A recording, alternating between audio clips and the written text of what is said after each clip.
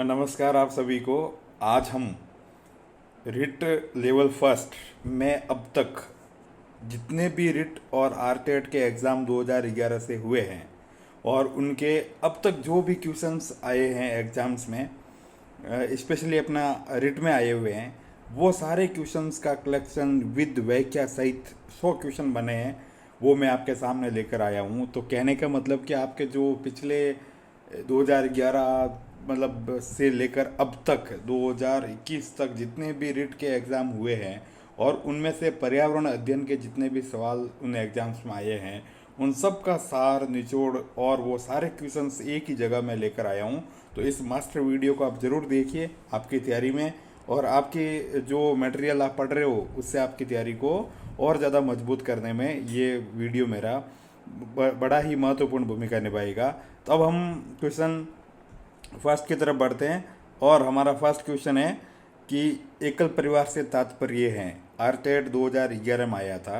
ए, वर्ष 1950 के बाद बना परिवार। बी, परिवार जिसमें माता पिता और उनके बच्चे रहते हैं। सी, संपूर्ण परिवार जिसमें बच्चे, उनके माता पिता एवं दादा दादी रहते हैं। डी, केवल पति पत्नी रहते हैं। तो ये हमारा क्वेश्चन है फर्स्ट, और इस फर्स्ट का आंसर है कि बी। कहने का मतलब वह परिवार जिसमें माता पिता और उनके बच्चे रहते हैं। तो ध्यान रखना, इस फर्स्ट नंबर क्वेश्चन का आंसर बी होगा।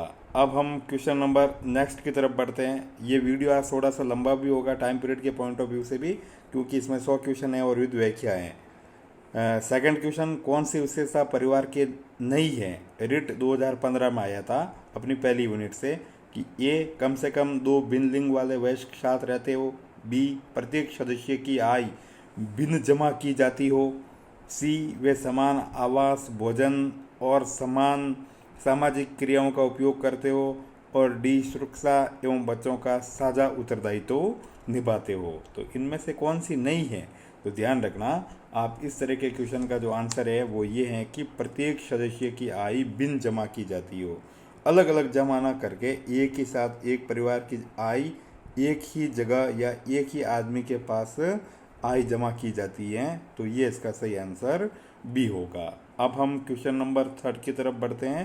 क्वेश्चन नंबर थर्ड है कि भारत में लड़के लड़कियों की विवाह योग्य न्यूनतम आयु क्या है? आरटेट 2011 के अनुसार यह हमारा सवाल आया था और इसके ऑप्शन थे ए, 21 वर्ष 18 वर्ष। बी, 18 वर्ष। ध्यान रखना, पहले लड़के हैं फिर लड़कियों की उम्र है।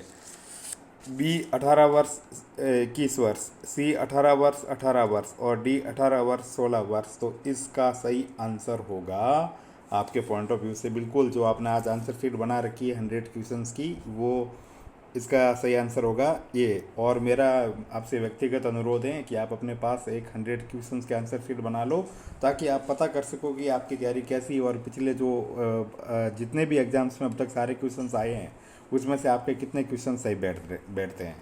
तो क्वेश्चन नंबर थर्ड के बाद हम क्वेश्चन नंबर फोर्थ की तरफ बढ़ते हैं। क्वेश्चन नंबर फोर्थ है कि भारत में लड़कियों और लड़कों के विवाह की न्यूनतम कानूनी आयु क्या है?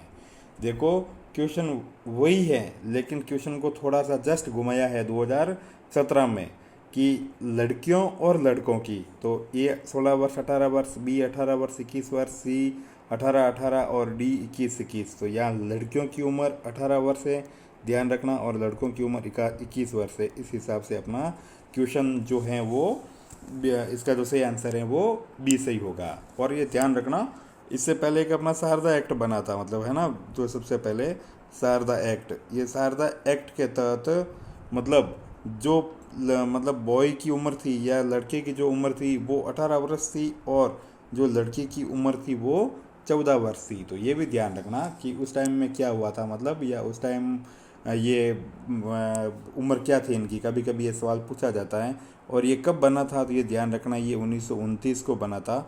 और ये एक बार एग्जाम में सवाल ये भी आया था कि ये लागू कब हुआ था, मतलब, तो ध्यान रखना ये 1 अप्रैल 1930 से लागू हुआ था। 1/1/1930 से ये लागू हुआ था। और ये हरविलास शारदा जो सामाजिक कार्यकर्ता थे और अजमेर के निवासी थे, हरविलास शारदा के नाम पे इनका क्या कहते हैं सहारदा एक्ट कहलाया था मतलब। ठीक है ना, तो ये सारी चीज़ें आपको इसी पॉइंट पे ध्यान रखना है। अब क्वेश्चन नंबर 5 कि निम्नलिखित में से सही कथन है।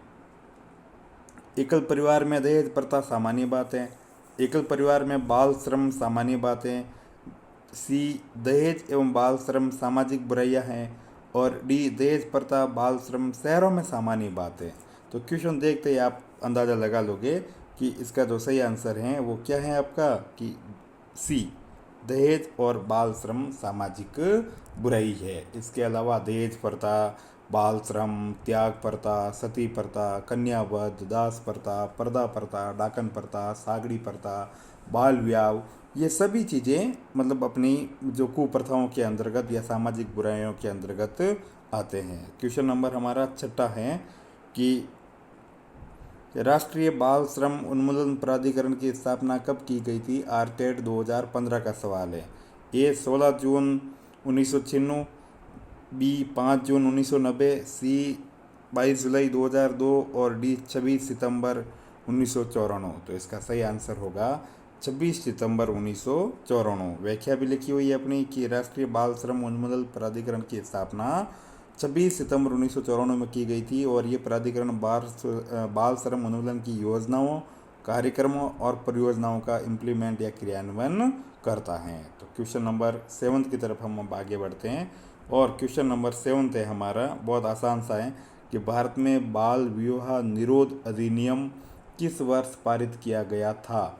तो भारत में बाल विवाह निरोध अधिनियम किस वर्ष पारित किया गया था। तो ध्यान रखना, ए 2006, बी 2008, सी 2011 और डी 1997। तो इसका सही आंसर होगा 2006 है। तो अब जो हमारा एक्ट लागू है वो ध्यान रखना, ये 2006 वाला है जिसमें लड़की की उम्र 18 वर्ष और लड़के की उम्र 21 वर्ष है ना। ये बॉय की उम्र है और ये गर्ल्स की है। और अभी आपको ध्यान हो और अगर आप अखबार से वाकिफ़ हो तो अभी इस पे वापस सुप्रीम कोर्ट में मंथन चल रहा है कि लड़के और लड़कियों की उम्र को पुनर्निर्धारित किया जाए।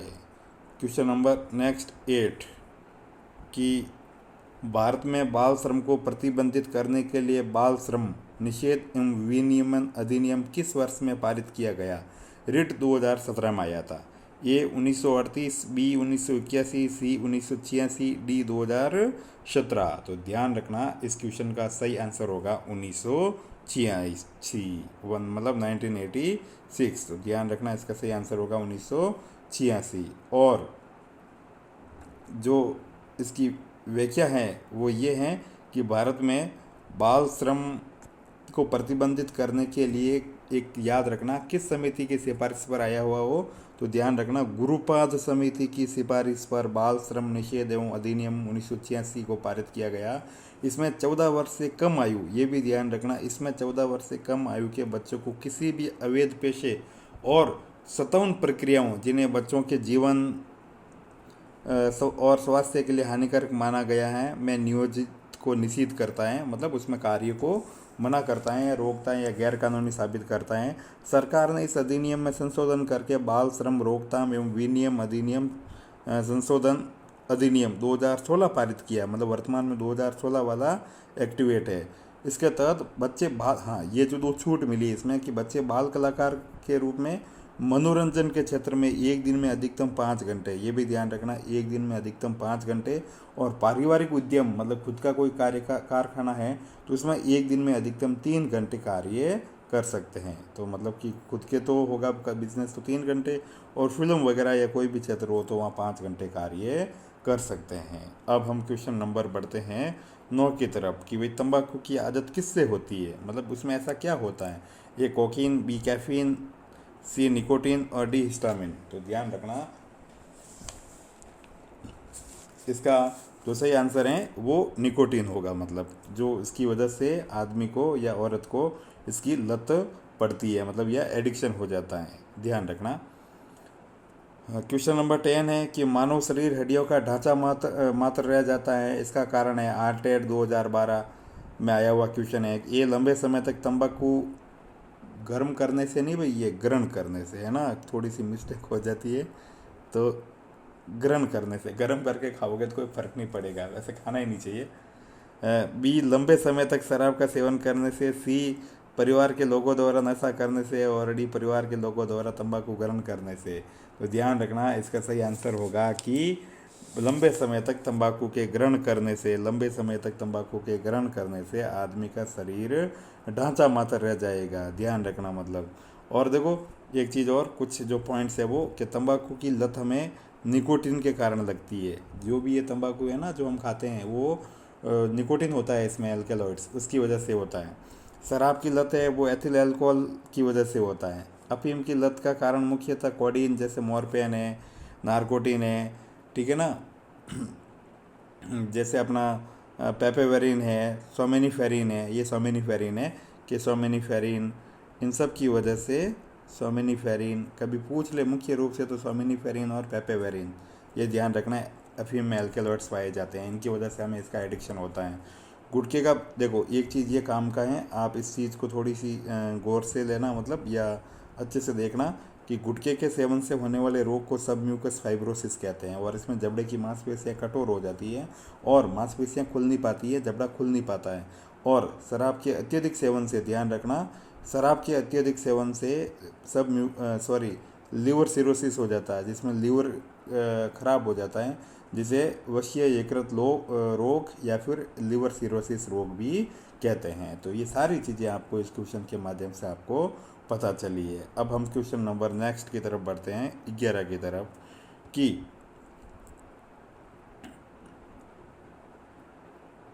जो क्वेश्चन है कि नशीली दवाइयों की लत को नियंत्रित करने हेतु आमतौर पर प्रयुक्त की जाने वाली औषधि का नाम है। तो ये ध्यान रखना, रेट 2017 में पूछा गया था। और इसमें जो क्वेश्चन है वो ये है कि मतलब ये जो पहला है ना, इसकी जगह ध्यान रखना फोलिक अम्ल, फोलिक अम्ल,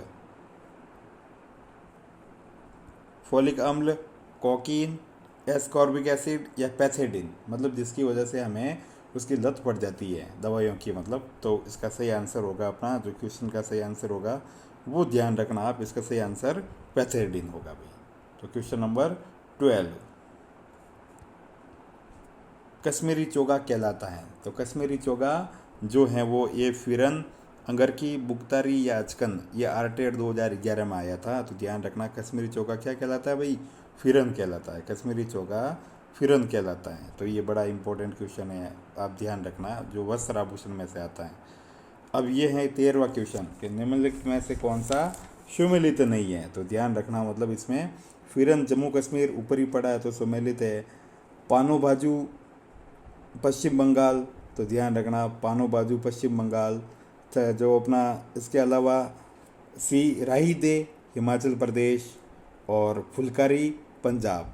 तो ध्यान रखना इसमें जो इसका जो सुमेलित नहीं है वो बी पानो बाजू पश्चिम बंगाल का नहीं है, ये गोवा का है मतलब। तो ध्यान रखना ये गोवा का है, इसीलिए ये सुमेलित नहीं है, बाकी सभी लोग सुमेलित है मतलब, या सभी जो कपड़े हैं वो इनके एक तरह से सुमेलित है मतलब, ठीक है।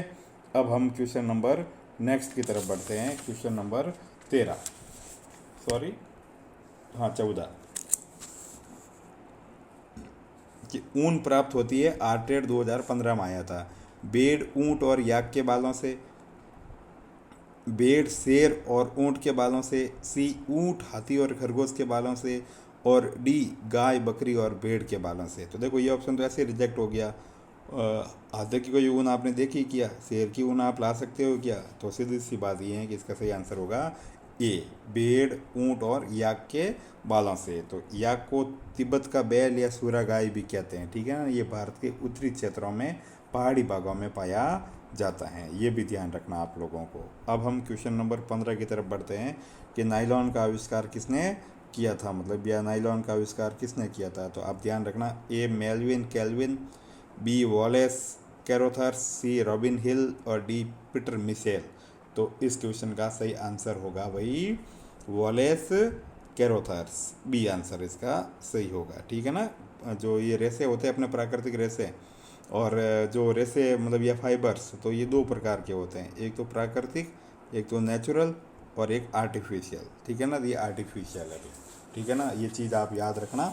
और जो नाइलॉन 66 जो रेसा है अपना मतलब ये डाईअमीन और द्विकार्बोक्सिल अम्ल यानी एडिपिक एसिड की 6 कार्बन श्रृंखलाओं का बना हुआ होता है, इसलिए इसको नाइलॉन 66 भी कहते हैं। ये एडिपिक एसिड और मतलब डाइअमीन हेक्सामेथिलीन डाइअमीन का बना हुआ होता है, इसीलिए इसको नाइलॉन 66 भी कहते हैं। मतलब अब हम क्वेश्चन नंबर नेक्स्ट 16 के कुत्ता मछली का आवास है आरटेड 2011 में।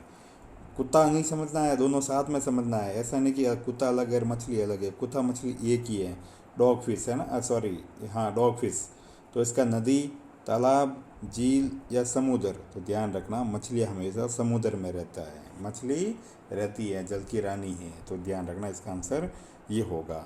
क्वेश्चन नंबर 17 बंदर, शेर तथा चूहे के घर क्रमशः हैं आरटेड 2012 में, ये आवास से संबंधित है।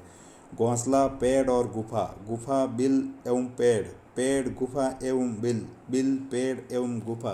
तो 17 नंबर क्वेश्चन का देख लो भाई, बंदर गुफा में रहने से रहा, घोंसले में रहने से रहा, तो बंदर पेड़ पर रहता है ना। शेर गुफा में रहता है और चूहे बिल में रहते हैं। और आप जैसे शेर कमरे में किराए लेकर पढ़ाई कर रहे हैं आर सेट की और second grade first grade REET और इन सभी चीज़ों की। तो ध्यान, शेर और शेरनियाँ दोनों भैया से नाराज मत हो जाना। नेक्स्ट क्वेश्चन है हमारा 18 कि वातावरण के अनुरूप पौधे और जंतुओं में पाए जाने वाले शारीरिक लक्षणों को कहते हैं या शारीरिक बदलावों को कहते हैं, ठीक है ना। आरटेड 2012 में, लेकिन वहाँ लक्षणों में भी आया था, लेकिन अगर इसका अगर सही लैंग्वेज पूछी जाए तो बदलाव होगा, ठीक है ना। लेकिन हमने जैसा देखा था या जैसा पढ़ा था वैसा ही हमने कर दिया है मतलब। तो अब देखिए आप, अनुकूलन, परजीविता, रूपांतरण या इनमें से सभी, तो ध्यान रखना अनुकूलन। तो इसकी व्याख्या भी अगर आप लोग देखोगे तो अभी बताते हैं आपको अनुकूलन की सही परिभाषा कि किसी भी सजीव का वह गुण जिसमें वह वातावरण के अनुरूप अपनी आकृति, रंग, रूप, संरचना तथा आवास संबंधी लक्षणों में ऐसा परिवर्तन कर देता है जिससे कि वह बदले हुए पर्यावरण या परिस्थिति में सफलतापूर्वक जीवित रह सकता है, उसे अनुकूलन कहते हैं, मतलब एडजस्टमेंट कहते हैं, जो हर एक तरह के माहौल में खुद को एडजस्ट कर ले। जैसे अभी आप रिट डेट एक्सटेंड हो गई है तो आप इसके अनुसार आपने खुद को एडजस्ट कर दिया है, तो अब आपकी रैंक और ज़्यादा सिक्योर हो जाएगी अच्छे से। अब नेक्स्ट क्वेश्चन है हमारा कि जलीय जंतुओं में शोषण होता है, मतलब ये शोषण कैसे करते हैं कि फेफड़ों द्वारा, फफूस द्वारा, सी वायुकोश द्वारा और डी गलफड़ों द्वारा। तो ध्यान रखना ये गलफड़ों द्वारा शोषण करते हैं, मतलब ठीक है ना। ये वायु में गुलित ऑक्सीजन का गलफड़ों द्वारा या जो भी आप इसको बोलते हो क्लोम, गिल्स, इनके द्वारा शोषण करते हैं। कुछ चीज़ें और भी है देखो, मतलब जो आपको हम बता रहे हैं, ठीक है ना। इसका जैसे ये देखो कि मनुष्य, स्तनधारी, सरीसृप और पक्षी ये फेफड़ों के द्वारा शोषण करते हैं। कीट है वो शोषण नलिकाओं के द्वारा शोषण करते हैं। मछली या झींगा मछली जो है गलफड़ों के द्वारा, वही है ना, क्लोम के द्वारा। जलीय आर्थ्रोपोडा है वो क्लोम या गिल के द्वारा शोषण करते हैं। मेंढक है त्वचा और फेफड़ों दोनों से करते हैं, तो ये थोड़ा इंपॉर्टेंट है भाई, ध्यान रखना। ये मेंढक त्वचा से भी करते हैं और फेफड़ों से भी करते हैं वो, ठीक है ना। कॉकरोच और तिलचटा शोषण रंध्र से करते हैं और केंचुआ नम और श्लेष्म त्वचा से करता है, ध्यान रखना, जो बारिश के मौसम में आता है मतलब। अब हम क्वेश्चन नंबर 20 की तरफ बढ़ते हैं कि निम्नलिखित में से कौन सी सामग्री घर बनाने में काम नहीं आती है। ए सीमेंट, बी लोहा, सी पत्थर, डी स्कूटर। तब इसमें तो क्या सोचना, मतलब स्कूटर से कभी घर बनाए जाते हैं क्या, तो इसका सही आंसर स्कूटर के। ऐसे भी सवाल आते हैं, तो बिल्कुल ऐसे भी सवाल आते हैं और बच्चे इसमें भी ट्रैक्टर करके आते हैं, ध्यान रखना। 21 क्वेश्चन है, मतलब निम्नलिखित में से कौन सा पत्थर राजस्थान में घरों के फर्श बनाने में उपयोग में नहीं लिया जाता है। तो रिट 2015 में आया था संगमरमर, कोटा स्टोन, घिया पत्थर या सेल खड़ी और डी सैंड स्टोन। तो ध्यान रखना इसका बड़ा सा सिंपल सा आंसर है घिया पत्थर। ये स्पेशली इसका उपयोग खिलौना है, खिलौने में, मूर्तियों में और सौंदर्य प्रसाधन में किया जाता है भाई, ध्यान रखना। मूर्तियाँ वगैरह है, सौंदर्य प्रसाधन की जो भी चीज़ें की जाती है इसे बनाने में इसका उपयोग किया जाता है। अब हम क्वेश्चन नंबर 22 की तरफ बढ़ते हैं कि निम्नलिखित में से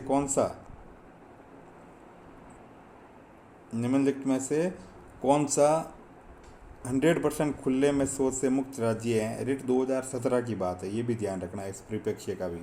आंध्र प्रदेश, बी असम, सी केरल और डी तमिलनाडु। तो ध्यान रखना इसका सही आंसर था केरल।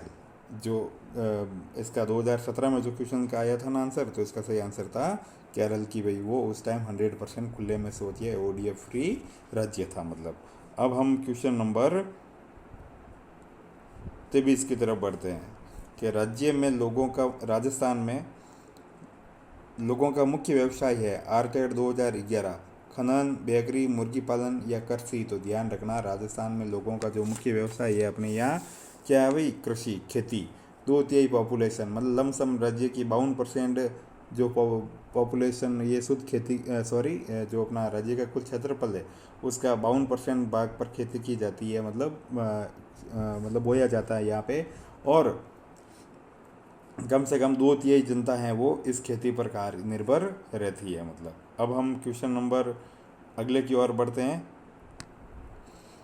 क्वेश्चन नंबर 24 कि संसार में अधिकतम ट्यूबवेल किस देश में है, अमेरिका, ऑस्ट्रेलिया, चीन या भारत। तो इसका आंसर ध्यान रखना, जो अधिकतम ट्यूबवेल है वो अपने भारत में ही है भाई, ध्यान रखना सबसे ज़्यादा जो ट्यूबवेल है वो भारत में ही है। और राजस्थान में भी जो सर्वाधिक सिंचाई है वो कुओं और नलकूपों से की जाती है, कुओं और नलकूपों से की जाती है राजस्थान में, नलकूपों से, ठीक है ना भाई, ये ध्यान रखना आप लोग। और राज्य में जो सर्वाधिक सिंचित क्षेत्र का प्रतिशत है क्षेत्रफल का वो श्री गंगानगर का मतलब। और जो न्यूनतम क्षेत्रफल सिंचित क्षेत्रफल प्रतिशत है वो चूरू का है। तो ये भी थोड़ा सा ध्यान रखना, रिकॉल करके सुन लेना, सिंचित क्षेत्र अधिकतम प्रतिशत और सिंचित क्षेत्र का न्यूनतम प्रतिशत चूरू में है।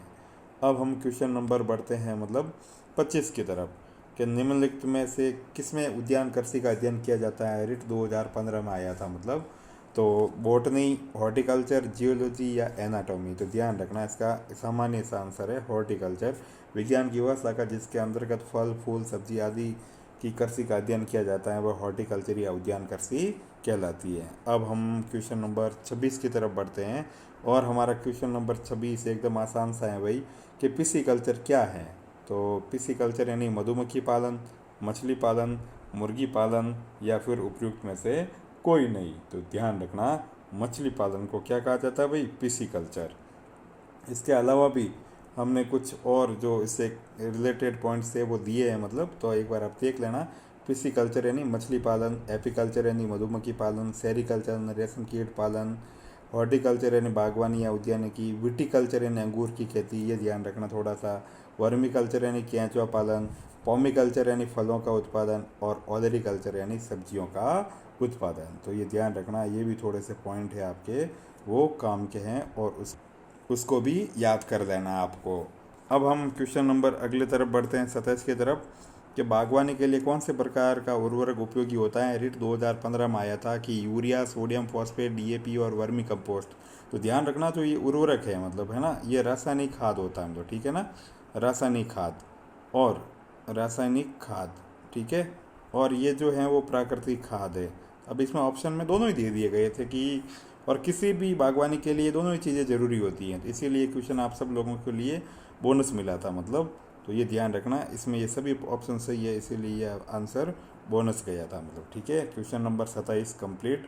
क्वेश्चन नंबर 28 है कि राजस्थान में किस निम्नलिखित में से किस स्थान पर शक्कर बनाने का कारखाना नहीं है, आरतेड 2011, केशोराय पाटन, निम्बेड़ा, उदयपुर या भोपाल सागर। तो ध्यान रखना इस क्वेश्चन का जो आंसर होगा वो ये है कि आपने बिल्कुल सही गैस लगाया, निम्बेड़ा में अपने कोई शक्कर बनाने का कारखाना नहीं है, बाकी तीनों जगह पर है मतलब, ठीक है ना, ध्यान रखना इसका आंसर।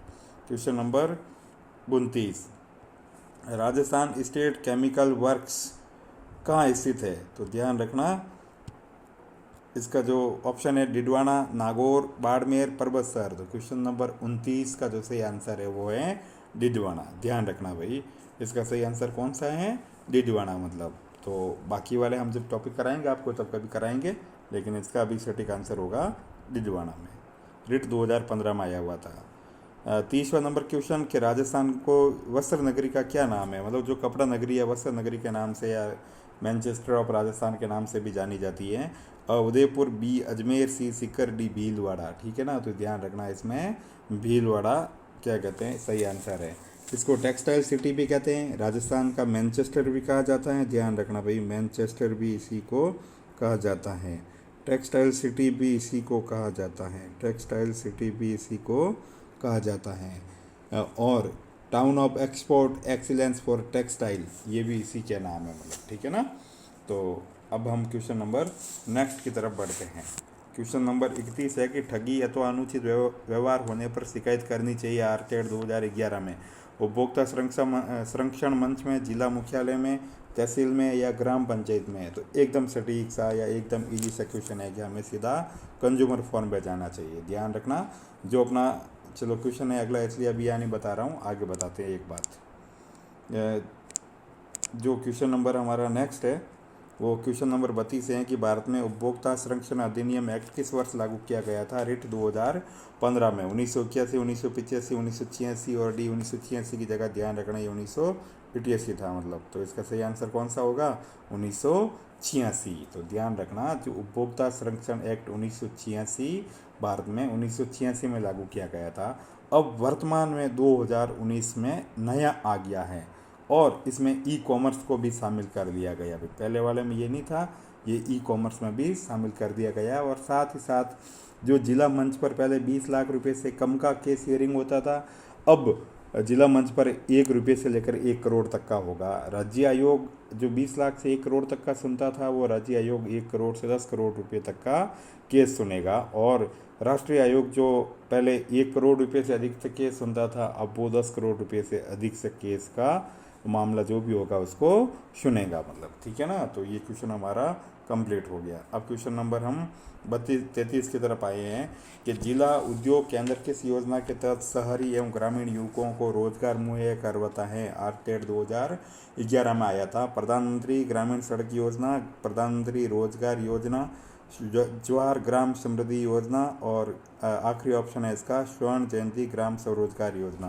तो ध्यान रखना इसका सही आंसर होगा बी, मतलब कि प्रधानमंत्री रोजगार योजना। अब हम क्वेश्चन नंबर 34 की तरफ बढ़ते हैं और ये बिल्कुल इजी क्वेश्चन है कि राष्ट्रपति द्वारा राज्यसभा में कितने सदस्य मनोनीत होते हैं आरटेड 2011 में। तो ध्यान रखना राष्ट्रपति द्वारा राज्यसभा में जो सदस्य मनोनीत होते हैं, पहले भी बताया था मैंने, 12 सदस्य होते हैं। और ये मतलब क्या कहते हैं, साहित्य, समाज सेवा, विज्ञान और कला, इन 4 फील्ड से ये लोग मतलब इस फील्ड से ये वर्कर होते हैं या इस फील्ड से ये बिलोंग करते हैं मतलब, ठीक है ना। तो राज्यसभा में 12। अब क्वेश्चन नंबर 35, राजस्थान में कुल लोकसभा सदस्यों की संख्या है। तो कितना आसान सा सवाल आया मतलब कि बिल्कुल लोकसभा के कितने हैं। तो ध्यान रखना 20, 25, 22, 24, तो 25 लोकसभा के लिए पूछे तो कितना है भाई 25। नेक्स्ट क्वेश्चन, ये रिट 2015 में पूछा गया था। नेक्स्ट क्वेश्चन है भाई कि राजस्थान के राज्यसभा सांसदों की कुल संख्या है। तो ध्यान रखना इसका भी एकदम सटीक सा आंसर है मतलब कि 10, 25, 35 और 20। तो ध्यान रखना राज्यसभा सांसदों की संख्या पूछे तो अपने यहाँ 10 है। और अगर देखना ध्यान रखना संसद से कुल पूछे कि राजस्थान में संसद में कुल कितने जाते हैं, तो वो 10 राज्यसभा के और 25 लोकसभा के, तो कुल मिला के 35। तो ये भी थोड़ा सा फैक्ट्स या जो भी है आपको ध्यान रखना मतलब, ठीक है ना। अब हम क्वेश्चन नंबर नेक्स्ट की तरफ बढ़ते हैं कि गणगौर का त्यौहार मनाया जाता है। आरटेड 2011 में ये सवाल आया था। चैत्र, ए है चैत्र शुक्ल तीज को, बी है स्वर्ण शुक्ल तीज को, सी है भाद्रपद कृष्ण अष्टमी को और डी है चैत्र शुक्ल नवमी को। तो ध्यान रखना इसका सही आंसर होगा चैत्र शुक्ल तीज को, मतलब इसका आंसर ये होगा। वैसे बहुत सारे त्यौहार हम आपको पढ़ाएंगे पर अभी इसका ये आंसर माना जाएगा। अब ये क्वेश्चन है कि निम्नलिखित में से कौन सा सुमेलित नहीं है।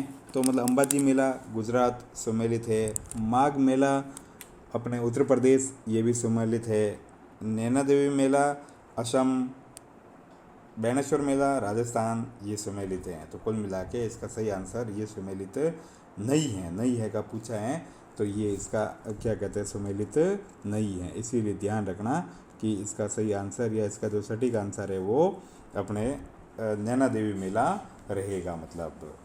आगे देखो क्वेश्चन नंबर नेक्स्ट 39, निम्नलिखित में से कौन सा मेला राजस्थान से संबंधित नहीं है। बेणेश्वर मेला, पुष्कर मेला, खेजड़ली मेला, माघ मेला। अभी ऊपर पड़ा ये उत्तर प्रदेश का है तो ये हमारे से संबंधित नहीं है। रिट 17 में पूछा गया था भाई, ध्यान रखना। मतलब 40वां क्वेश्चन है, राजस्थान में जिलों की नगरी है आर्टेड 2011 में जयपुर, जोधपुर, उदयपुर, अजमेर। तो इसका सटीक आंसर बिना कोई समय जाया किया उदयपुर जिलों की नगरी के नाम से जाना जाता है। सूर्य नगरी नाम है, देखो कितने इजी इजी क्वेश्चन आते हैं। सूर्य नगरी नाम है तो ध्यान रखना, जयपुर का, जैसलमेर का, बाड़मेर का, जोधपुर का। तो जोधपुर का सन सिटी या फिर सूर्य नगरी या फिर जोदाना, ठीक है ना, ये सारे नाम इसी के हैं, मतलब जोदाना। अब हम क्वेश्चन नंबर नेक्स्ट अगले क्वेश्चन की तरफ बढ़ते हैं। क्वेश्चन नंबर 42, कि विजय स्तंभ का निर्माण किसने कराया था? तो ध्यान रखना, ऑप्शन है पहले आर्टेड 2011 में आया था, महाराणा कुंभा, महाराणा सांगा, महाराणा प्रताप, महाराणा जय सिंह। तो ध्यान रखना, ये जो इसका सटीक आंसर होगा वो होगा महाराणा कुंभा। सारंगपुर विजय के दौरान, सारंगपुर युद्ध जो हुआ था उसमें विजय के दौरान 1440 से 1446 के मध्य इसका निर्माण करवाया गया था। और इसके जो सूत्रधार थे वो जेता और उसका पुत्र नेपा थे। मतलब ध्यान रखना भाई, नापा ये, और ये भगवान विष्णु को समर्पित है। विजय स्तंभ किसको समर्पित है? विष्णु को समर्पित है। ध्यान रखना, ये 9 मंजिला हैं। और एक और चीज़ इसको याद रखना, मतलब कि जो माध्यमिक शिक्षा बोर्ड है, माध्यमिक शिक्षा बोर्ड जो आपका रेट करवाएगा, ठीक है ना, और जो राजस्थान पुलिस है, राजस्थान पुलिस, ये इसको अपने प्रतीक चिन्ह के रूप में भी इसका इस्तेमाल करती है। कहने का मतलब प्रतीक चिन्ह के रूप में भी इसको इस्तेमाल करती है विजय स्तंभ का, ठीक है ना, बेल्ट वेल्ट पे लगा हुआ रहता है। तो ये सवाल थोड़ा सा आप ध्यान से रखना, मतलब या याद रखना। मतलब अब देखो क्वेश्चन नंबर 43 है कि निम्नलिखित संकेत को सावधानी से देखिए। कि सर हम तो क्या सावधानी से देखें, मतलब कोई संकेत तो है ही नहीं। तो अभी आपके सामने संकेत बनाते हैं, ये संकेत ये ऐसे ऐसे है, मतलब ठीक है ना। तो ये संकेत आर्टेड 2012 में आया था कि निम्नलिखित संकेत को सावधानी से देखिए। और आर्टेड 2012 में उपयुक्त यातायात संकेत का अर्थ है मुख्य सड़क, संकड़ी पुलिया, रेलवे फाटक, मतलब जो नहीं दिख रहा है वो बता देता हूँ आपको, रेलवे फाटक और ख़राब सड़क। डी था इसका ऑप्शन, ख़राब सड़क। तो ध्यान रखना, इसका सही आंसर कौन सा होगा भाई? ये ऐसा उकड़ बबड़ खबड़ वाला क्या कहते हैं कि अपना ख़राब सड़क। तो ये भी आपको बता भी देते हैं, ख़राब सड़क इसका सही आंसर होगा, ख़राब सड़क। ये इस तरह का जो भी ये सिंबल्स आते हैं ना, ये तो ये हैं ख़राब सड़क का। अब हम अगले क्वेश्चन की ओर बढ़ते हैं। और उस क्वेश्चन में भी यही कि ये बात है, मतलब लेकिन आपको थोड़ी सी सुविधा कर देते हैं कि निम्नलिखित यातायात का संकेत है। तो ये है, ऐसा पहले तो आप संकेत देख लो कि कौन सा संकेत है, मतलब ठीक है ना। ये संकेत है अपना, और इस संकेत में भी वापस ऐसे संकेत है ये, ठीक है ना। और सही नहीं बनाओ तो मैं बना देता हूँ, लो आप लोग ऐसे, ठीक है ना। अब ये जो संकेत है आपको, ये आर्टेड 2011 में आया था कि ये मुख्य सड़क का है कि पैदल पार पथ का है, रेलवे क्रॉसिंग का या संकड़ी पुलिया का है। तो ध्यान रखना, ये संकड़ी पुलिया का है कि भाई आगे संकड़ी पुलिया आ रही है, इसलिए पहले से ही सावधान हो जाइए। ये आगे से, मतलब ये ऐसे हो गया ना भाई कि जो चौड़ा रास्ता है वो कैसा हो रहा है, संकड़ा हो रहा है। तो ये यातायात से संबंधित सवालों में से आया था भाई। क्वेश्चन नंबर 45 है कि भारत में प्रथम यात्री रेलगाड़ी की शुरुआत कब हुई थी? रेट 2017 में, 1920, 1856, 1853, 1959। तो ध्यान रखना, इसका सही आंसर जो होगा वो होगा 1853 में। मतलब प्रथम जो भारत में प्रथम यात्री रेलगाड़ी महाराष्ट्र में स्थित मुंबई से ठाणे के मध्य चलाई गई थी। मुंबई से ठाणे के मध्य चलाई गई थी। ये चलाई कब गई थी ये भी देख लेना आप, 16 अप्रैल 1853 को, ध्यान रखना। और भारत की जो प्रथम विद्युत रेल है वो डेक्कन क्वीन के नाम से चलाई गई थी, विद्युत रेल वाली, ठीक है ना, डेक्कन क्वीन। ये 1929 में चलाई गई थी, ठीक है। तो ये हमारे क्या कहते हैं कि ये सवाल जो रेलवे से आया था या संचार के साधनों से आया था वो भी सवाल पूरा हो गया। अब ये एटीएम का पूरा नाम है भाई, तो ध्यान रखिए, ATM automated teller machine, all time money, automatic transfer machine, auditor teller machine. तो ये एकदम पूरा सामान्य सा मशीन है कि ऑटोमेटेड टेलर मशीन। ये क्वेश्चन बहुत बार आया हुआ है, तो इसको आप बिल्कुल ईजी सा क्वेश्चन था। कंप्यूटर के माध्यम से भेजने वाले संदेश को कहते हैं एसएमएस, फैक्स, ईमेल या टेलीग्राम। तो ध्यान रखना, जो कंप्यूटर के माध्यम से संदेश भेजा जाता है उसको ईमेल कहा जाता है। तो ज़्यादा कोई समय जाए कि हम लोग अगले क्वेश्चन की तरफ बढ़ते हैं। क्वेश्चन नंबर 48 के प्रथम कृत्रिम उपग्रह का नाम था आर्टेड 2012 में पूछा गया है कि भास्कर, आर्यभट्ट, रोहिणी या इजूसैट। तो ध्यान रखना, इसका सटीक सा आंसर होगा एकदम बिल्कुल आर्यभट्ट। आर्यभट्ट के नाम पर हमने सबसे पहले जो उपग्रह छोड़ा था मतलब वो आर्यभट्ट था। और भारत का पहला पूर्ण स्वदेशी कृत्रिम उपग्रह पूछे तो वो रोहिणी था, मतलब ध्यान रखना। और भारत का पहला शिक्षा सेवा प्रदान करने वाला उपग्रह पूछे तो वो एजुसेट 2000 में था, मतलब ये चीज़ थोड़ी सी आपको ध्यान रखना। और दूसरा कृत्रिम उपग्रह पूछे तो फिर वो भास्कर था। तो ये हमारा क्वेश्चन पूरा हुआ। अब हम क्वेश्चन नंबर 49 की तरफ बढ़ते हैं। और 49 क्वेश्चन थोड़ा सा विशेष है, थोड़ा सा स्पेशल है और जनरल साइंस को लिए हुए हैं। वो जो शरीर के अपने आंतरिक और बाह्य अंगों की साफ सफाई है उस टॉपिक से लिया हुआ है कि मानव शरीर का सामान्य तापमान होता है आर्टेड 2012 में 33 degree Celsius, 38 degree Celsius, 98.6 degree Celsius, 37 degree Celsius. तो ध्यान रखना, इसका सही आंसर होगा 37 डिग्री सेल्सियस। क्या सर ये 98 ऊपर वाला भी है? तो नीचे विशेष लिखा हुआ है 37 डिग्री सेल्सियस बोल लो, या फिर 98.6 डिग्री फ़ारेनहाइट होगा, या फिर 310 डिग्री केल्विन होगा। तो ये थोड़ा सा इम्पोर्टेंट है और इसको आप लोग अच्छे से एक बार देख लेना। अब हम क्वेश्चन नंबर 50 की तरफ आए हैं कि हम भोजन करते हैं और पाचन होता है। इस पचित भोजन के उपयोगी पदार्थों का अवशोषण कहाँ पर होता है? अवशोषण पूछा हुआ है, ठीक है।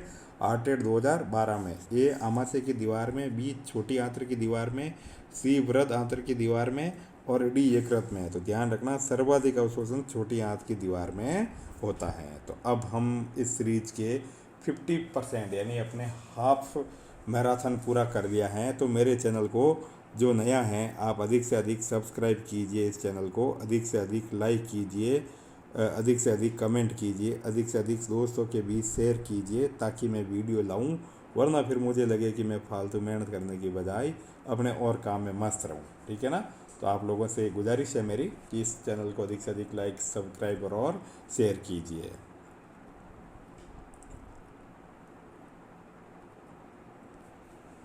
नेक्स्ट क्वेश्चन हमारा मनुष्य के शरीर की जैव रासायनिक प्रयोगशाला है। तो ध्यान रखना, मनुष्य के शरीर की जो जैव रासायनिक प्रयोगशाला है वो है आमाशय, यकृत, आंत्र और वृक्क। तो इसका सही आंसर होगा यकृत, लिवर, ठीक है ना। ये मनुष्य के शरीर की पाचन ग्रंथि है और इसी में ग्लाइकोजेनेसिस और ग्लाइकोजिनोलाइसिस क्रिया होती रहती है, ठीक है ना। और इसी में अपने ध्यान रखना ऑर्निथिन चक्र भी चलता है, इसी में अपने मतलब निरावशीकरण भी होता है और इसी में अपने हिपेरिन पदार्थ भी बनता है, मतलब यकृत में ही, जो मनुष्य के रक्त को थक्का बनने से रोकता, मतलब ठीक है ना। ये चीज़ें ध्यान रखना। ऐसा नहीं कि सर आमाशय, इसका सही आंसर पुनः बता देता हूँ, यकृत आएगा, लिवर, ठीक है ना। जैव रासायनिक प्रयोगशाला जिसे जिगर भी कहा जाता है, ये भी ध्यान रखना, एकदम सटीक आंसर है।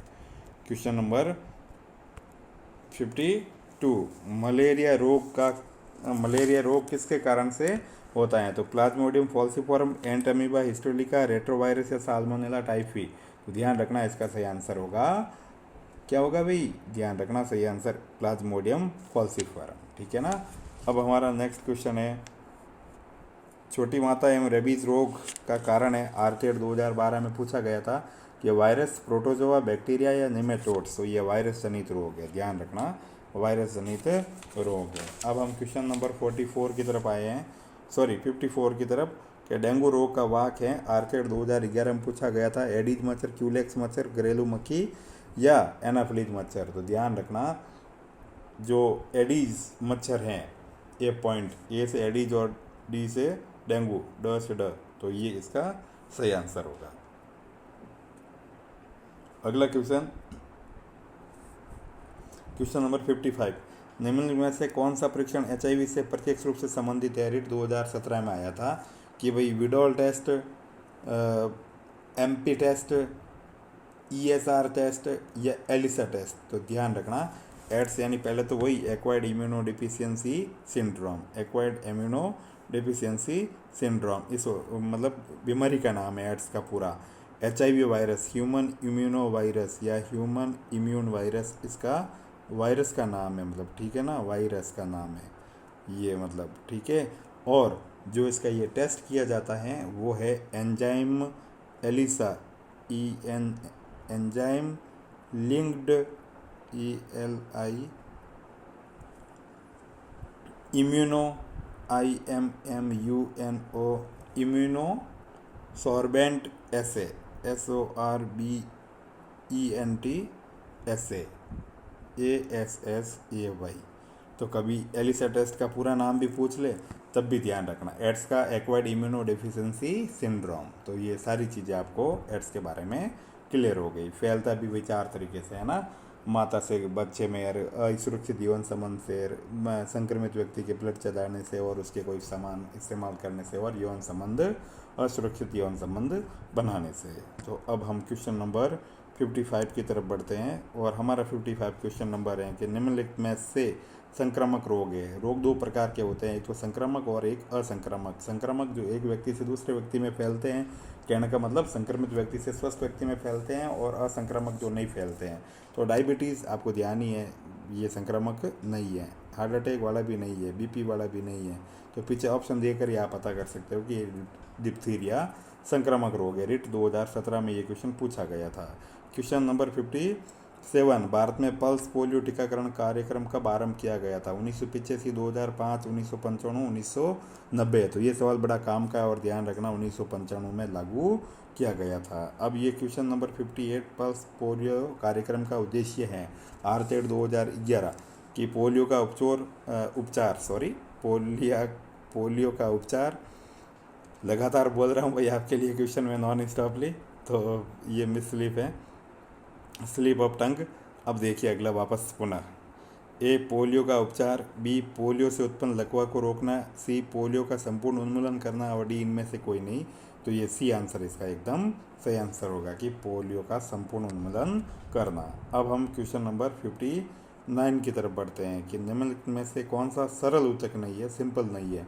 Xylem, parenchyma, collenchyma, sclerenchyma. तो ध्यान रखना, इनमें से जो सरल ऊतक नहीं है वो है, मतलब सरल ऊतक उसे बोलते हैं जिसकी उत्पत्ति समान हो, आकार और कार्य करने वाली एक ही प्रकार की कोशिकाओं से मिलकर बना हो, उसे सरल ऊतक कहते हैं, मतलब ठीक है ना। तो नहीं है वो कौन सा है भाई? जाइलम। ध्यान रखना, मतलब जो सरल ऊतक नहीं है। अब हम लोग अगले क्वेश्चन की ओर बढ़ते हैं, क्वेश्चन नंबर 60 की तरफ। क्वेश्चन नंबर 60 है हमारा, पक्षमाप उपकला प्राणियों के शरीर में कहाँ मिलते हैं? पक्षमाप सीलिया, मतलब उपकला, मतलब ठीक है ना, एपिथेलियम। आमाशय, श्वसनिका, आंत्र और वायुकोश। तो ध्यान रखना, ये जो अपने श्वसनिका होती है, श्वसनिका, जैसे कि मान लो ये आप ऐसे डायग्राम बनाओगे अगर अपने पाचन श्वसन तंत्र का, ठीक है ना, ठीक है ना। तो ये जो श्वसनिका, ये तो ये से मतलब अपने श्वसनिका ये जो होती है ये श्वास नली है, ध्यान रखना, और ये श्वसनिकाएँ होती हैं 2। तो इनमें ये पक्षमाप उपकला ऊतक पाए जाते हैं, मतलब ये ध्यान रखना आप लोग। क्वेश्चन नंबर 61 बिल्कुल इजी क्वेश्चन है कि पौधे प्रकाश संश्लेषण द्वारा भोजन बनाते हैं, इसीलिए ये बहुपोषी कहलाते हैं। ध्यान रखना, प्रकाश संश्लेषण क्रिया में निम्न आवश्यक होते हैं। आरटेड 2012 का सवाल है कि ऑक्सीजन, जल, सूर्य का प्रकाश और पर्णहरित। ऑक्सीजन, शर्करा, सूर्य का प्रकाश और जल। कार्बन डाइऑक्साइड, जल, सूर्य का प्रकाश और पर्णहरित। कार्बन डाइऑक्साइड, शर्करा, जल और सूर्य का प्रकाश। तो ध्यान रखना, पहली चीज़ तो ये है भाई कि पौधे वायुमंडल से लेते हैं CO2, ठीक है ना, जड़ों से लेते हैं H2O, ठीक है, और इसके अलावा इनको चाहिए सूर्य का प्रकाश, और प्रकाश के साथ साथ और क्या चाहिए भाई? पौधे की पत्तियाँ, मतलब पर्णहरित किस वजह, मतलब हरा रंग किस वजह से होता है? पर्णहरित। और फिर पौधों में बनता है भोजन, C6H12O6 प्लस क्या बनती है भाई? ये काम की चीज़ है, मतलब ध्यान रखना, O2, और इस O2 का हम पुनः नाक के द्वारा उपयोग करते हैं, मतलब ठीक है ना, ये ध्यान रखना, मतलब तो इस तरह से प्रकाश संश्लेषण की क्रिया होती है। अब क्वेश्चन नंबर हमारा 62 है कि राष्ट्रीय झंडे के बारे में निम्नलिखित कथनों का सावधानी पूर्वक अवलोकन कीजिए। आरटेड 2012 में है। पहली लाइन है कि सबसे ऊपर केसरिया रंग त्याग एवं बलिदान का प्रतीक है। सेकंड, बीच में सफ़ेद रंग शांति का प्रतीक है। तीसरा, मध्य में चक्र शांति और खुशहाली का प्रतीक है, सिंबल है। चौथे, नीचे हरा रंग शांति और खुशहाली का प्रतीक है। तो अब आपको ध्यान रखना है, मतलब कि इसमें से कौन सा जो बात है वो सही है और कौन सी बात गलत है मतलब। तो एकदम सटीक सा आंसर है इस क्वेश्चन का, मतलब क्वेश्चन नंबर 62। तो ध्यान रखना एकदम बिल्कुल सा पॉइंट सी जो है इसका, कि भाई 1 2 और 4, मतलब कि एक सही है केसरिया, 2 एंड सफ़ेद रंग, ठीक है ना। मध्य में ये खुशहाली का प्रतीक नहीं है भाई, वो सफ़ेद वाला है, ठीक है ना। और नीचे हरा रंग शांति और खुशहाली का प्रतीक है। और देखो ध्यान रखना, जब आप टीचर बनोगे तो आपको तिरंगा फहराने का बहुत सारा मौका मिलेगा मतलब, और आप बहुत खुश नसीब लोग होंगे मतलब कि उसको सैल्यूट करने का आपको प्रत्यक्ष रूप से मौका मिलेगा। तो ये ध्यान रखना, जब ध्वज फहराओ तब भी ये समस्या आती है कि उल्टा फहरा दिया सीधा फहरा दिया। तो अपने तो ये ध्यान रखना भाई, अभी आया था ना केसरिया केसरिया, थोड़ा सा ऐसे याद कर लेना केसरिया। तो ये ऊपर केसरिया, फिर सफ़ेद, फिर हर, ठीक है ना। केस है या कैसा है, अपना तिरंगा कैसा है तो तिरंगा है, तो फिर वो ऊपर कैसा ही आएगा, ये भी ध्यान रखना।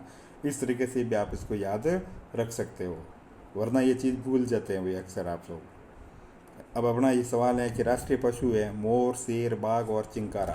तो क्वेश्चन नंबर 63, हमारा राष्ट्रीय पशु कौन सा है भाई, बाघ। ध्यान रखना, मतलब हमारा राष्ट्रीय पशु है वो बाघ है मतलब। वैसे अभी हम और भी पढ़ेंगे, अप्रैल 1973 में इसको घोषित किया गया था, अप्रैल 1973 में, मतलब अप्रैल 1973 में। और राष्ट्रीय पक्षी कौन सा है भाई, तो ये मोर है, हमारा राष्ट्रीय पक्षी मोर है, ये राष्ट्रीय पक्षी है भाई, ध्यान रखना मतलब। और चिंकारा अपना राज्य वन्य श्रेणी का राज्य पशु है मतलब, ये भी ध्यान रखना। क्वेश्चन नंबर नेक्स्ट, कि राजस्थान राज्य के राज्य वृक्ष, राज्य पक्षी और राज्य जंतु क्रमशः है। तो ये तो तीनों चीज़ है मतलब, कि राज्य वृक्ष खेजड़ी, गोडावन, चिंकारा। खेजड़ी मोर, बाघ, बबुल, गोडावन शेर, आम, मोर, बाघ। तो आम वाला कभी पढ़े ही नहीं, बबुल कभी पढ़े ही नहीं, हाँ बाघ वाला अपने कभी है ही नहीं। तो खेजड़ी, गोडावन और चिंकारा आर्टेड 2011 में पूछा गया सवाल था, ये चीज़ ध्यान रखना मतलब। ये जो खेजड़ी है, मतलब कि इसको कल्प वृक्ष या चांटी वृक्ष भी कहा जाता है भाई, ठीक है ना। मारवाड़ का कल्प वृक्ष भी कहा जाता है, चांटी वृक्ष भी कहा जाता है, समी वृक्ष भी कहा जाता है। इसको 1983 में घोषित किया गया था, मतलब पत्तियां इसकी लूम कहलाती हैं, ध्यान रखना। फूल इसके मिंजर भी कहलाते हैं, और फल इसके जो फूल इसके मिंजर मिंजर और जो हरे फल हैं इसके वो सांगरी कहलाते हैं भाई, ध्यान रखना।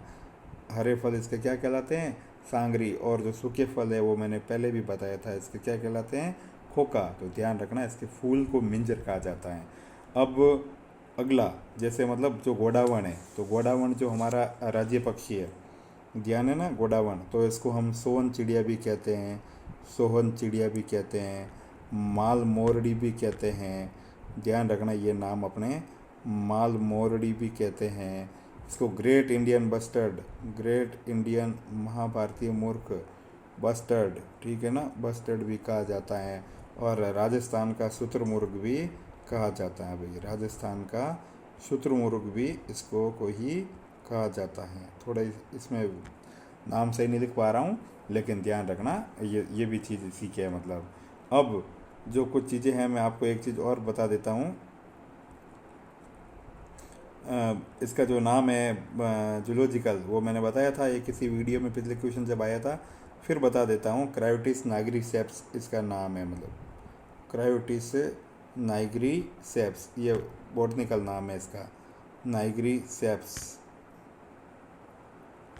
उसका प्रोसोपिस सिनेरारिया मतलब खेजड़ी का, ठीक है ना। और उसको 1981 में क्या कहते हैं, मतलब अपना राज्य मतलब पक्षी घोषित किया गया था। अब ये लुप्त प्राय है, और ये मरु उद्यान जैसलमेर और बाड़मेर में जो फैला हुआ है वहाँ पर ये पाया जाता है मतलब। इसके अलावा जैसे जो चिंकारा है, इसका जो जूलॉजिकल नाम है वो गजेला गजेला भाई, ध्यान रखना इसका नाम क्या है भाई, गजेला गजेला। और इसको भी कब घोषित किया गया था, 1981 में। ये एक एंटीलोप प्रजाति का जीव है जो अभी संकटग्रस्त है। तो ये ध्यान रखना, ये गजेला गजेला वन्य जीव में है, मतलब वन्य श्रेणी में। अभी पालतू श्रेणी में, मतलब चलो मैं अलग से लिख लेता हूँ। जो पालतू श्रेणी में है, ये पालतू श्रेणी में जो वन्य जीव या जो अपना राज्य पशु घोषित किया गया है, राज्य जंतु या राज्य पशु घोषित किया गया वो ऊँट को किया गया मतलब, ठीक है ना। कैमेलस डोमिडेरियस 30 जून 2014 को वसुंधरा सरकार के द्वारा। तो ये जैसे नाचना है, गोमट है, बीकानेरी नस्लें हैं, ये सब ऊँट की फेमस है। तो इस तरह से इस क्वेश्चन को मैंने आपको एक तरह से पूरा थ्योरी वे में पूरा करवा दिया है। अब तो बस राजस्थान का राज्य पशु कौन सा है, तब तो जो वन्य श्रेणी वाला बचा ही नहीं है, पालतू वाले ऑप्शन में दिया हुआ है। तो आपको बिना कोई दिमाग लगाए इसका आंसर बताना है कि इसका सही आंसर कौन सा होगा भाई, ऊँट। अब क्वेश्चन नंबर हम नेक्स्ट की तरफ बढ़ते हैं 66 की तरफ कि राजस्थान का राज्य पक्षी कौन सा है मतलब। तो ध्यान रखना, अभी आपके सामने हमने पढ़ाया था राजस्थान का राज्य पक्षी कौन सा भाई, गोडावण है। मतलब 1981 में इसको घोषित किया गया था, ग्रेट इंडियन बस्टर्ड या जो भी नाम मैंने वापस बताए थे पिछले क्वेश्चन में। अब अगला क्वेश्चन है हमारा क्वेश्चन नंबर 67 कि वन्य जीव सप्ताह मनाया जाता है आर्टेड 2011 में कि 1 अक्टूबर से 7 अक्टूबर तक, 15 अक्टूबर से 21 अक्टूबर तक, 1 जून से 7 जून तक और 15 से 21 जून तक। तो ध्यान रखना इसका जो सही आंसर है वो 1 अक्टूबर से 7 अक्टूबर तक है। इसका जो सही आंसर है वो 1 अक्टूबर से 7 अक्टूबर तक है। ये चीज़ आप ध्यान रखना। और जो विश्व वन्य जीव दिवस है मतलब वर्ल्ड विश्व वन्य जीव दिवस, तो वो ध्यान रखना 3 मार्च को मनाया जाता है। अभी जो हाल ही में गई थी 3 मार्च को मनाया जाता है। और भारत सरकार ने जो वन्य जीव संरक्षण एक्ट पारित किया गया था, कभी कभी ये भी पूछा जाता है मतलब ये एक्ट कब पारित किया गया था, बहुत सारे एग्जाम में पूछा गया। तो ये 1972 में पारित किया गया था। तो ये सवाल भी अपना कंप्लीट हुआ। अब हम क्वेश्चन नंबर 68 की तरफ बढ़ते हैं कि कौन सा राज्य टाइगर स्टेट के नाम से जाना जाता है, ठीक है ना। आर्टेड 2011 में राजस्थान, पश्चिम बंगाल, गुजरात, मध्य प्रदेश। तो इसमें ध्यान रखना है कि जोश जोश में आप लोग क्या कहते हैं राजस्थान मत टिक कर लेना। टाइगर स्टेट के नाम से जो राज्य है वो है मध्य प्रदेश। ध्यान रखना वहाँ मध्य प्रदेश में सबसे ज़्यादा बाघ या टाइगर पाए जाते हैं। हाँ, टाइगर मैन ऑफ इंडिया पूछे तो वो कैलाश सांकला है मतलब, ठीक है ना।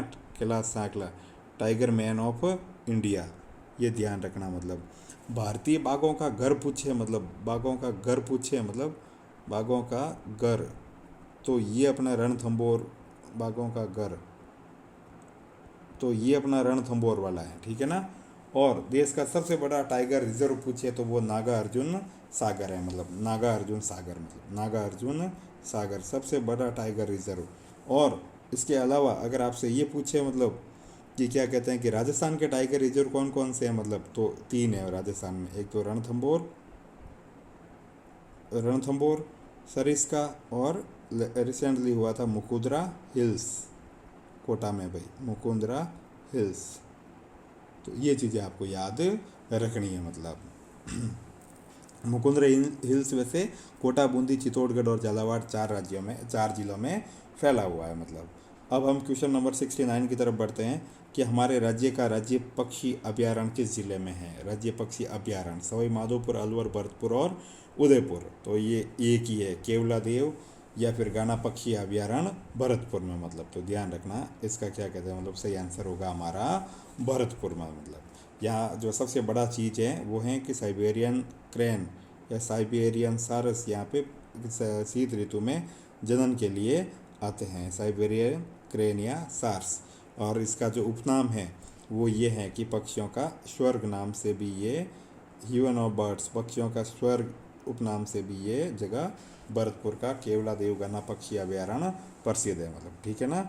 अब हम क्वेश्चन नंबर 70 की तरफ बढ़ते हैं कि विश्व पर्यावरण दिवस कब मनाया जाता है। तो विश्व पर्यावरण दिवस ध्यान रखना 5 जून को मनाया जाता है। मतलब विश्व पर्यावरण दिवस कब मनाया जाता है, 5 जून को। और अभी जो 2020 में मनाया गया, 21 में तो आया नहीं है, तो इसकी थीम थी time for nature, time for nature, ये ध्यान रखना, टाइम फॉर नेचर। और ये जहाँ पे ये मनाया गया उस देश का नाम था वो कोलंबिया, ये ध्यान रखना, कोलंबिया में ये मनाया गया था मतलब।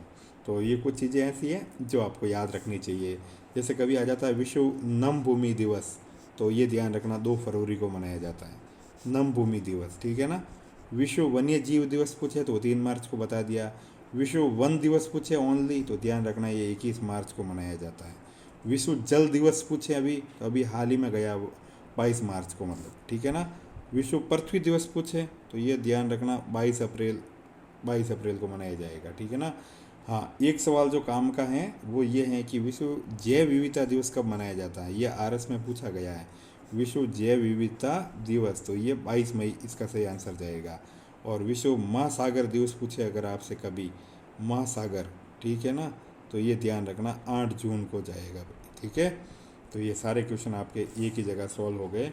अब हम क्वेश्चन नंबर 71 की तरफ जाते हैं कि निम्नलिखित में से कौन सा भारत के 3 हॉट स्पॉट या जैव विविधता हॉट स्पॉट में से एक है। REET 2015, Aravalli hills, Khasi hills, Himalaya या फिर उपयुक्त में से कोई नहीं। तो ध्यान रखना भाई, ये जो हॉट स्पॉट है वो हिमालय है। और ये जो हॉट स्पॉट उन्हें कहते हैं जहाँ पर बहुत ज़्यादा जैव विविधता पाई जाती है। और ये सबसे पहले कंसेप्ट 1988 में नॉर्मन मेयर्स ने दिया था। तो कभी ये पूछ ले कि ये हॉट स्पॉट वाला जो कंसेप्ट है वो किसने दिया था, तो वो नॉर्मन मेयर्स ने दिया था। मतलब ध्यान रखना, मतलब पूरे विश्व में कुल 36 है, मतलब और 36 जैव विविधता हॉट स्पॉट है। मतलब तो अपने भारत में एक तो पश्चिमी घाट है और पूर्वी हिमालय है, मतलब और एक इंडो बर्मा है ना, इसका कुछ भाग भारत में आता है। तो कुल मिला के भारत में 3 है।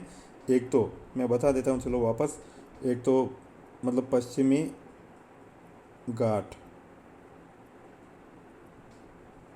पूर्वी हिमालय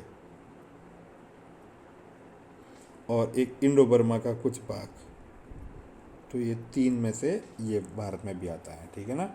अब हम क्वेश्चन नंबर 72 की तरफ बढ़ते हैं कि निम्नलिखित में से कौन सी गतिविधि पर्यावरण संरक्षण से संबंधित नहीं है। कंजर्वेशन से, वनोन्मूलन, प्राकृतिक संसाधनों का संरक्षण, वृक्ष पौधारोपण, जलाशयों की सफाई। तो ये नीचे वाला तो है तीनों ही भाई, तो ये नहीं है। तो इसका सही आंसर होगा ए, मतलब कि संबंधित नहीं है, मतलब पर्यावरण संरक्षण से संबंधित नहीं है। तो ध्यान रखना, गतिविधि पर्यावरण संरक्षण से संबंधित नहीं है। तो कौन सी गतिविधि पर्यावरण संरक्षण से संबंधित नहीं है, तो ध्यान रखना वनोन्मूलन कभी भी पर्यावरण संरक्षण से संबंधित नहीं हो सकता है। अब हम क्वेश्चन नंबर 73 की ओर आए हैं कि निम्नलिखित को सुमेलित, मतलब इनमें से सुमेलित कौन सा है कि जैसे मुंबई नेचुरल हिस्ट्री सोसाइटी नई दिल्ली, भारतीय वनस्पति सर्वेक्षण कोलकाता, भारतीय वन्यजीव संस्थान कोयम्बटूर, राष्ट्रीय वनस्पति अनुसंधान संस्थान जोधपुर। तो ध्यान रखना, इसका जो सही आंसर है ना, कि जो सुमेलित हैं वो सही आंसर है कोलकाता वाला। तो भारतीय वनस्पति सर्वेक्षण विभाग कहाँ पर स्थित है भाई, वो अपने कोलकाता में है। बाकी ये जो भी है वो the Bombay natural history society, ये नई दिल्ली में ना होकर मुंबई में, ध्यान रखना, मतलब ये अपना मुंबई में है, मतलब ठीक है ना, मुंबई में। मतलब भारतीय वन्य जीव संस्थान ये कोयम्बटूर में ना होकर देहरादून में है, मतलब ठीक है ना, देहरादून में है मतलब। और राष्ट्रीय वन अनुसंधान, जो अपना राष्ट्रीय वन अनुसंधान, ये भी देहरादून में, सॉरी वनस्पति के नाम से है। तो जो अपना राष्ट्रीय वनस्पति अनुसंधान है ये अपना कोलकाता में है। तो ये ध्यान रखना, कोलकाता में। और ये जो है वो जोधपुर में, वो काजरी है, ठीक है ना, central arid zone research institute मतलब।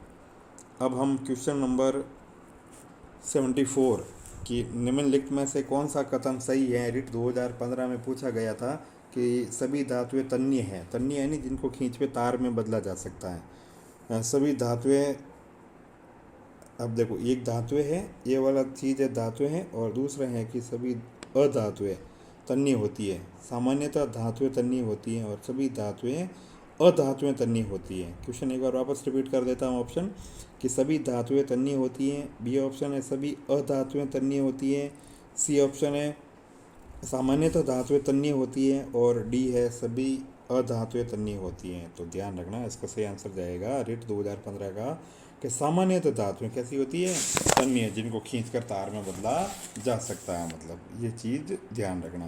क्वेश्चन नंबर 75, पानी में से अशुद्धि, दही से मक्खन, गेहूं से छोटे कंकर आदि को अलग करने की क्रिया को क्या कहते हैं। आरचेड 2012 में मिश्रण करना, पृथक्करण करना, छानना, ऊर्ध्वपातन करना। तो ध्यान रखना, इस क्रिया को पृथक्करण कहते हैं, ये ध्यान रखना है ना। छानना तो छानना समझते हो, मिश्रण मिक्स करना समझते ही हो, और कोई भी चीज़ ठोस से सीधी अगर क्या कहते हैं द्रव में बदले बिना गैस में बदल जाए तो उस क्रिया को क्या कहा जाता है, मतलब गैस में बदल जाएं तो उस क्रिया को ऊर्ध्वपातन कहा जाता है। ये चीज़ ध्यान रखना, जैसे कपूर या नेपथलीन।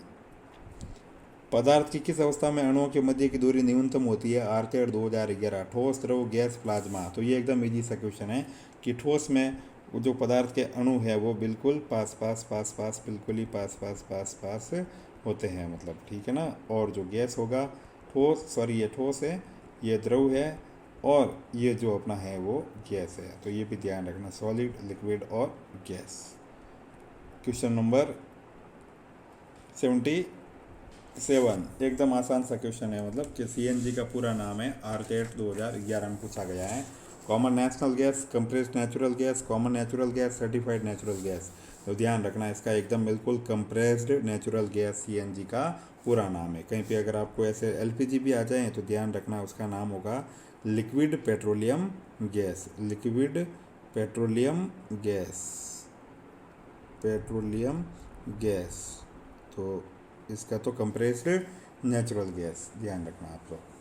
क्या क्वेश्चन नंबर नेक्स्ट 78 के सौर सेल द्वारा किस ऊर्जा को विद्युत ऊर्जा में बदला जाता है? ये थोड़ा अच्छा क्वेश्चन है, इंपॉर्टेंट क्वेश्चन है कि जो ये सौर सेल होते हैं वो कौन सी ऊर्जा को विद्युत ऊर्जा में चेंज करते हैं, मतलब ठीक है ना। तो रासायनिक ऊर्जा को, नाभिकीय ऊर्जा को, प्रकाश ऊर्जा को, चुंबकीय ऊर्जा को।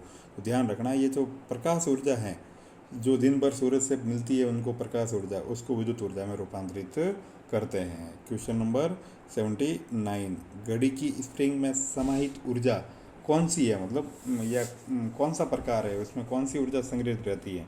तो ध्यान रखना ये जो ऑप्शन, वैसे इसमें सारे मैंने गलत लिख लिए हैं प्रूफ रीडिंग की वजह से, कि ए रासायनिक ऊर्जा, बी उष्मा जो 79 है नाभिकीय ऊर्जा, प्रकाश ऊर्जा, चुंबकीय ऊर्जा। तो ये इस क्वेश्चन को आप एक तरह से ऐसे पढ़ लीजिए कि यांत्रिक ऊर्जा, यांत्रिक ऊर्जा, ऊष्मा ऊर्जा, प्रकाश ऊर्जा और विद्युत ऊर्जा, इस तरह से देख लीजिए।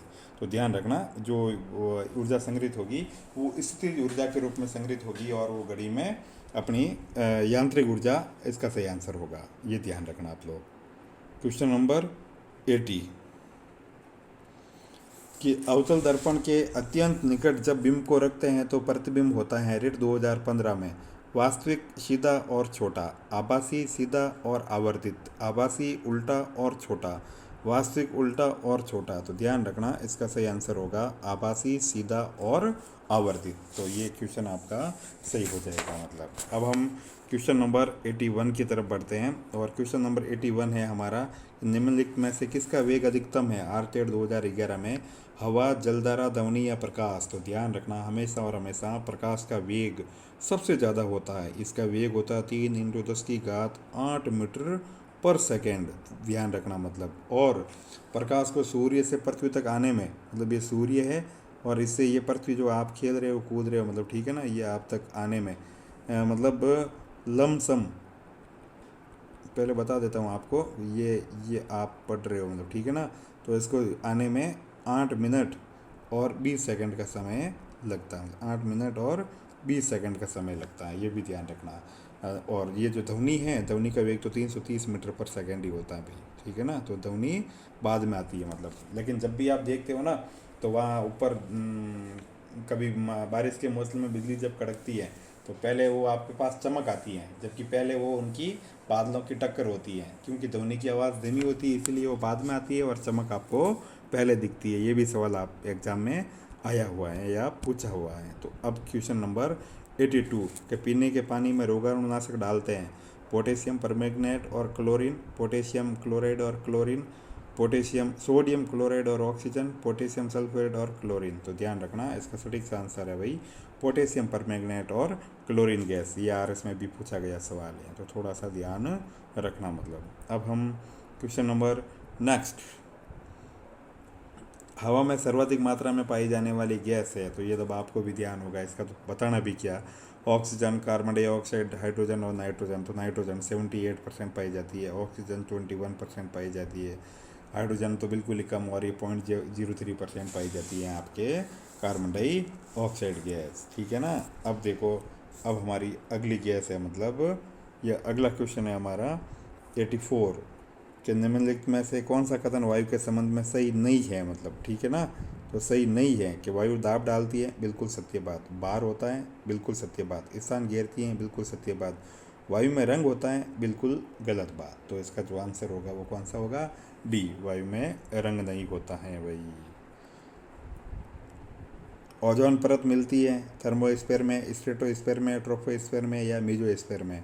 ध्यान रखना, इसका सही आंसर होगा स्ट्रेटोस्फेयर में। कभी हिंदी में आ जाए तो ध्यान रखना समताप मंडल में, ठीक है ना, समताप मंडल में। ओजोन का फॉर्मूला SaO3 है और ओजोन की जो सांद्रता है वो डॉप्शन में मापी जाती है। ध्यान रखना कि भाई ये कितनी बड़ी है कितनी छोटी है, वो डॉप्शन में मापी जाती है। और ये हमारे जो अल्ट्रावायलेट रेज है, पराबैंगनी किरणें हैं, उनको पृथ्वी तक आने से रोकती है, मतलब ध्यान रखना ये भी पॉइंट।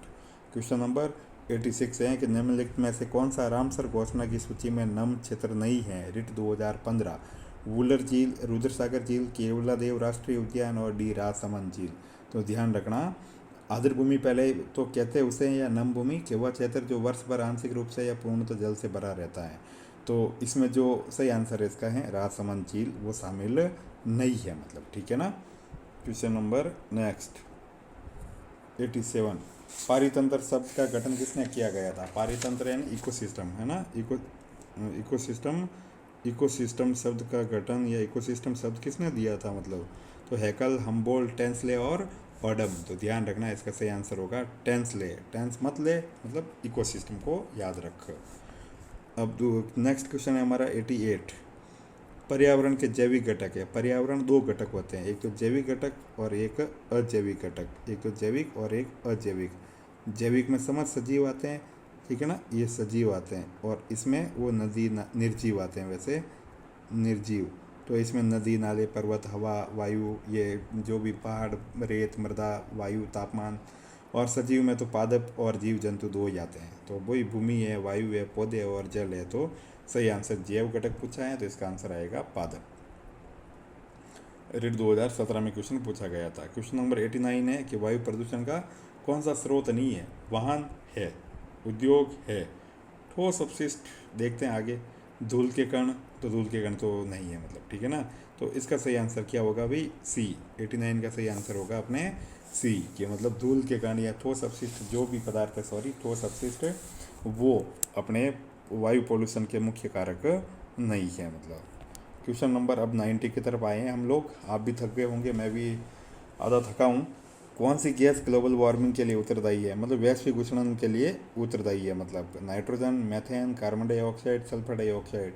तो ध्यान रखना, वैसे इसका जो सही आंसर है, ज़्यादा पूछ ले तो कार्बन डाइऑक्साइड, और वैसे दोनों में पूछे तो ये बी और सी, इसका दोनों आंसर सही होगा। लेकिन मुख्य रूप से पूछे तो कार्बन डाइऑक्साइड गैस इसका सही आंसर होगा, मतलब ठीक है ना। ग्रीन हाउस इफेक्ट के लिए भी मुख्य रूप से उत्तरदायी है।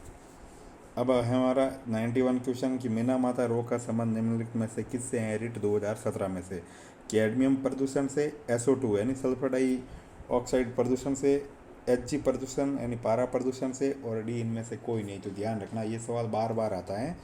तो इसका आंसर सही होगा Hg प्रदूषण से। मतलब कैडमियम की अगर अधिकता हो जाए, मतलब ठीक है ना, तो इससे इटाई इटाई रोग होता है। इटाई इटाई रोग, इटाई इटाई, पिटाई पिटाई नहीं भाई, इटाई इटाई, मतलब कैडमियम से, ठीक है ना, इटाई इटाई रोग होता है। और बाकी जो अपने सल्फर डाइऑक्साइड है, इससे तो अपने क्या कहते हैं, एसिडिक रैन होती है, मतलब। और एक चीज़ और, मतलब कि अगर नाइट्रेट की अधिकता हो जाए, NO3 की अधिकता हो जाए, मतलब ठीक है ना, तो ब्लू बेबी सिंड्रोम होता है भाई। ध्यान रखना, ब्लू बेबी सिंड्रोम होता है, ये भी ध्यान रखना आप थोड़ा सा। नाइट्रेट की अधिकता से जो रोग होता है, मतलब ऑर्सेनिक की अधिकता से ब्लैक फुट रोग होता है भाई। ऑर्सेनिक की अधिकता से ब्लैक फुट रोग होता है, पुट नहीं फुट है, ये ध्यान रखना। तांबे की अधिकता, मतलब कॉपर, तांबे की अधिकता से चेल्कोसिस रोग होता है, चेल्कोसिस रोग होता है, ठीक है ना। और फ्लोराइड, मतलब फ्लोराइड की अधिकता से फ्लोरोसिस रोग होता है, जिसमें हड्डियों में कुबड़पन वगैरह आ जाता है, मतलब ठीक है ना। और लोहे की कमी से, फेरस की कमी से एनीमिया रोग होता है, जो आप में अभी अधिकतर होगा, क्योंकि आप पढ़ाई कर रहे हो, ठीक है ना। फिर जब जॉब वॉब लग जाएगी तब आपका खून वून बढ़ जाएगा और एकदम हीरो जैसे हो जाओगे आप, और हीरोइनों जैसे हो जाओगे। अब क्वेश्चन नंबर 92 कि ऊर्जा का नवीकरणीय स्रोत, नवीकरणीय यानी जिसे पुनः प्राप्त किया जा सकता हो, एक तो ये भी ध्यान रखना, नवीकरणीय यानी जिसे पुनः प्राप्त किया जा सकता हो। तो कोयले को नहीं कर सकते हैं, पेट्रोलियम को नहीं कर सकते हैं, अपने जो पौधे हैं बिल्कुल इसको पुनः उगा सकते हैं, और यूरेनियम में भंडार एक बार ख़त्म हो गए तो नहीं कर सकते हो। तो इसका भी सही आंसर कौन सा होगा? सी। Question number 92। अब हम बिल्कुल अंतिम पड़ाव की ओर आए। राजस्थान में कौन सा नवीकरणीय ऊर्जा का संसाधन नहीं है, मतलब ठीक है ना। तो नवीकरणीय ऊर्जा का संसाधन नहीं है तो जल विद्युत तो है, रोजाना पानी भरो और नया आ जाता है।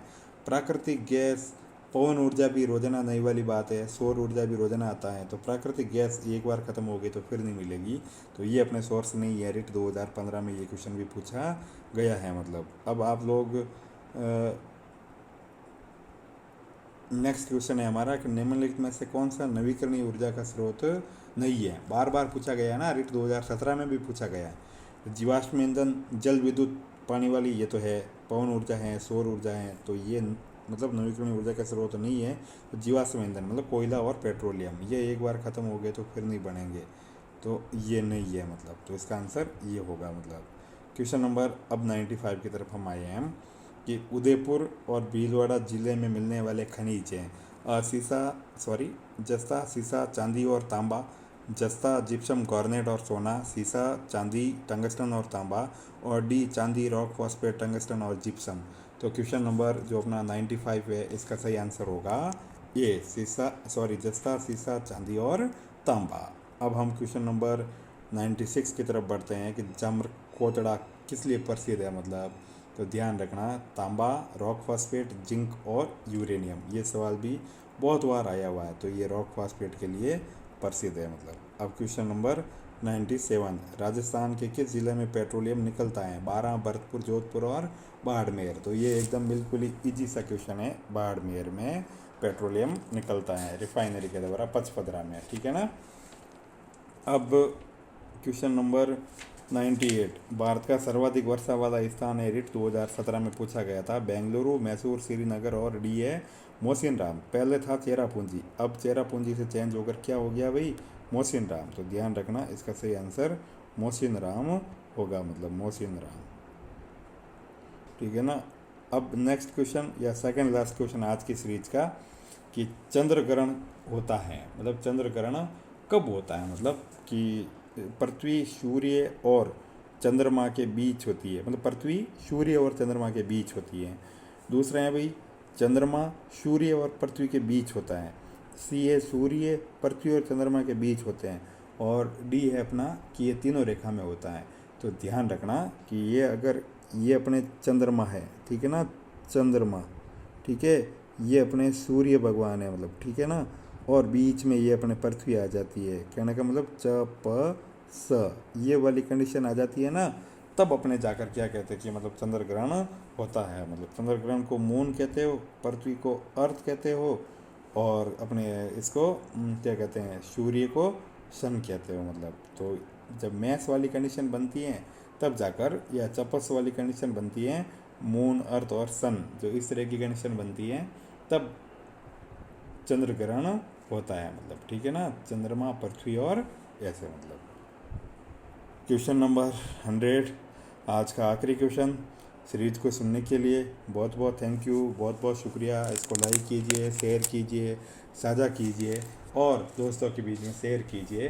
अंतिम क्वेश्चन बहुत इजी है कि निम्नलिखित में से कौन सा राज्य या देश राजस्थान के जैसलमेर, बीकानेर, जैसलमेर जिलों से लगा हुआ है? गुजरात, मध्य प्रदेश, हरियाणा और पाकिस्तान। तो ध्यान रखना जो देश है वो हमारा पाकिस्तान है। तो अब आप लोगों से पुनः रिक्वेस्ट, फाइनली गुजारिश कि इस चैनल को अधिक से अधिक सब्सक्राइब कीजिए, अधिक से अधिक शेयर कीजिए, अधिक से अधिक लाइक कीजिए, अधिक से अधिक कमेंट कीजिए और अपने दोस्तों के बीच में साझा कीजिए, ताकि मैं आपको और अधिक से अधिक अच्छे वीडियो लाकर दे सकूं। मतलब आज का ये शानदार एपिसोड और सुनने के लिए, देखने के लिए और दोस्तों के बीच साझा और शेयर करने के लिए और अपनी तैयारी को अच्छे से लागू रखने के लिए, जारी रखने के लिए मेरी ओर से पुनः आपको हार्दिक शुभकामनाएं। अब मिलते हैं फिर कभी नेक्स्ट एक अच्छे से एपिसोड में। तब तक के लिए आपको अपने एग्ज़ाम के लिए आप ढीले मत पड़िए और अपनी तैयारी को जारी रखिए ताकि आपके सपने पूरे हो। दरअसल सपने सच में वो नहीं है जो आपको सोने दे, सपने वो हैं जो आपको मतलब ऐसे नहीं कि जगने ही नहीं दे, ऐसे हैं जो सोने ही न दे, मतलब ठीक है ना। हमेशा जगाए रखे।